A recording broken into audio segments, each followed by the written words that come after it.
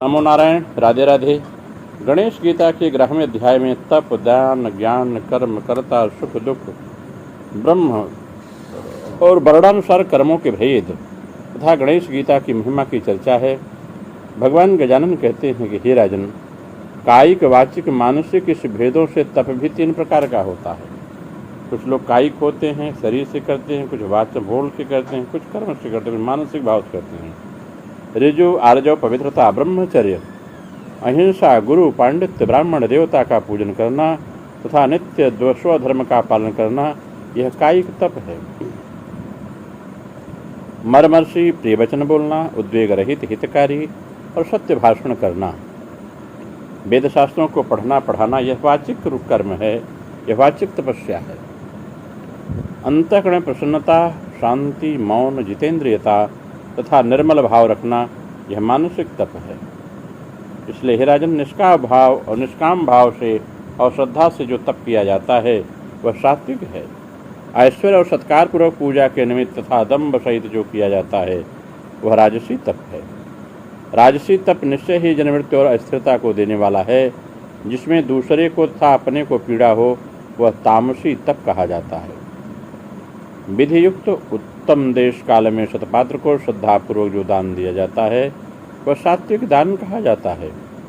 उपकार या फल की कामना से मनुष्य जो दान करते हैं, ऐसा दान जो क्लेश पूर्वक भक्ति के कारण दिया जाता है वह राजसी दान कहलाता है। जो देश काल रहित अपात्र में अवज्ञापूर्वक दिया जाता है, जो दान अपमान पूर्वक दिया जाता है वह तमोगुणी दान कहा जाता है।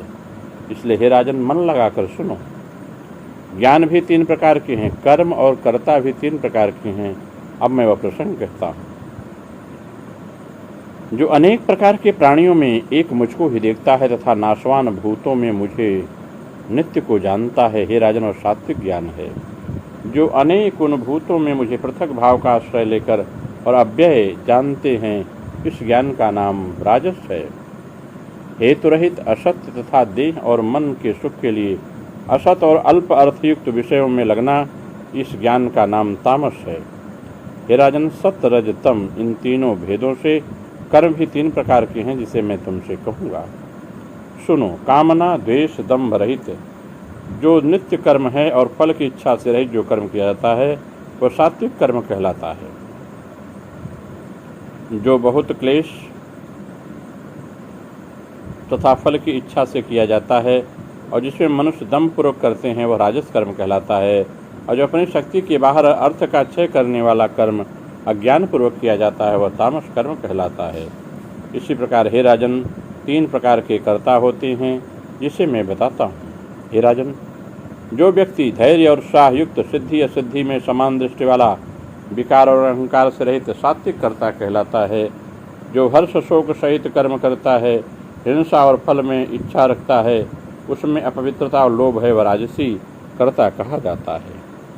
प्रमाद और अज्ञान युक्त, दूसरों का नाश करने वाला, दुष्ट, आलसी और जो कुतर्क करने वाला है वह तामसी कर्ता कहा जाता है। हे राजन, इसी प्रकार सुख दुख भी 3 प्रकार की हैं, वह तुम क्रम से सुने। इसमें भी सात्विक, राजस, तामस भेद है, जिसे मैं तुमसे कहता हूँ। जो पहले तो विष के समान प्रतीत हो किंतु दुख का अंत करने वाला हो, मनोवृत्ति से इच्छा किया हुआ जो अंत में अमृत के समान हो, जो अपनी बुद्धि को आनंद देने वाला हो, सात्विक सुख कहा जाता है। विषयों का जो भोग प्रथम तो अमृत के समान विदित हो और अंत में विष के समान फल दे, उसे राजसी सुख कहते हैं। जो तंद्रा प्रमाद से उत्पन्न हुआ हो, आलस्य भरा हो, अपने को सदा मोह उत्पन्न करता हो, उसका नाम तामसी सुख है। ऐसा कोई भी प्राणी नहीं जो इन तीनों गुणों से मुक्त हो। हे राजन, ब्रह्मा भी ओम, सत्य, तत्व, सत्य, इन 3 से भेद प्रकार के हैं। और राजन, जो ब्रह्म है वह भी ओम तत्सत, इस भेद से 3 प्रकार का है। और हे राजन, इस त्रिलोकी में सब कुछ 3 होकर ही व्याप्त हैं। ब्राह्मण, क्षत्रिय, वैश्य, शूद्र स्वभाव से ही भिन्न कर्म करने वाले हैं, जिनके कर्म को संक्षेप से मैं कहता हूँ, उसे तुम ध्यानपूर्वक सुनो। बाह्य और अंतः इंद्रियों को वश में करना, सरलता, क्षमा, अनेक प्रकार के तप, पवित्रता, दोनों प्रकार मतलब अन्य व्यतिरेक से आत्मा का ज्ञान, वेद, शास्त्र, पुराण, स्मृतियों का ज्ञान होना तथा उसके अर्थों का अनुष्ठान करना ब्राह्मण के कर्म हैं। दृढ़ता, शूरता, चतुरता, चपलता, युद्ध में पलायन न करना, शरणागत की रक्षा करना, दान करना, धैर्य, स्वाभाविक तेज, प्रभुता, मन की उदारता, अच्छी नीति, लोक पालन, राज्य पालन, ये 5 कर्मों के अधिकार ये क्षत्रियों के स्वाभाविक कर्म हैं। आगे वैश्यों के कर्म कहते हुए कहते हैं, अनेक प्रकार की वस्तुओं का क्रय विक्रय करना, पृथ्वी कर्षण अर्थात खेती आदि करना, गायों की रक्षा करना, ये 3 प्रकार के वैश्य के कर्म कहे गए हैं। दान, ब्राह्मणों की सेवा, सदाशिव जी की उपासना, हे राजन, यह शूद्रों का कर्म कहा गया है। ये राजन, ये सब वर्ण अपने अपने कर्म यथावत करते हुए और संपूर्ण कर्म मुझे अर्पण करते हुए मेरी कृपा से निश्चल परम स्थान को प्राप्त करते हैं। प्रिय राजन, इस प्रकार तुम्हारे स्नेह से मैंने अंग उपांग सहित विस्तार पूर्वक अनादि सिद्ध योग का वर्णन किया है। यह योग परमोत्तम है।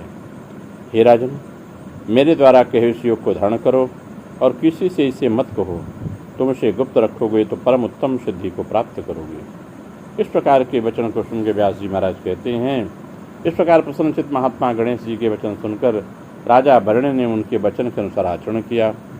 राज और कुटुंब को त्याग कर वेग से वह वन को चला गया और उपदेश किए हुए योग में स्थित होकर मुक्त हो गया।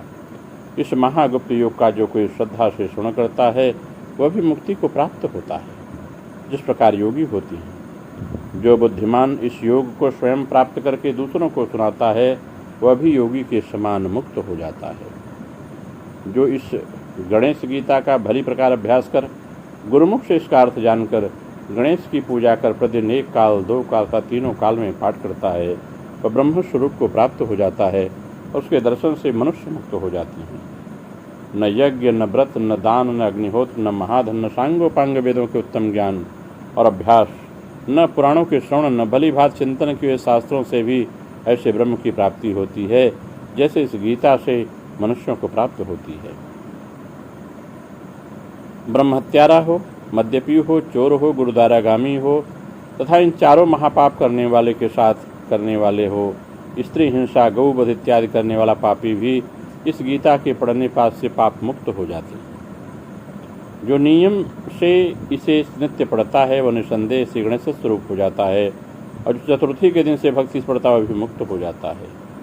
उन पुण्य क्षेत्रों में जाकर स्नान कर गणेश जी की पूजन करके एक बार भी भक्तिपूर्वक इस गीता का पाठ करने वाला ब्रह्म स्वरूप को प्राप्त हो जाता है। भाद्र मास के शुक्ल पक्षी चतुर्थी के दिन भक्तिपूर्वक वाहन और आयुध सहित श्री गणेश जी की मृतिका की चतुर्भुज मूर्ति बनाकर विधिपूर्वक पूजन करके जो यत्नपूर्वक 7 बार इस गणेश गीता का पाठ करता है उस पर संतुष्ट होकर गणेश जी पुत्र, पौत्र, धन धान्य, पशु, रत्न, संपत्ति, उत्तम पद, उत्तम भोग उसे प्रदान करते हैं। विद्यार्थी को विद्या, सुखार्थी को सुख, कामार्थी को काम की प्राप्ति होती है और अंत में मुक्ति को प्राप्त करती हैं। इस प्रकार से जो गणेश गीता का संबंध है जिसे राजा वरुण को भगवान गणेश ने दिया था हमने आप सबके बीच कही। नमो नारायण। राधे राधे। आप सबका मंगल हो।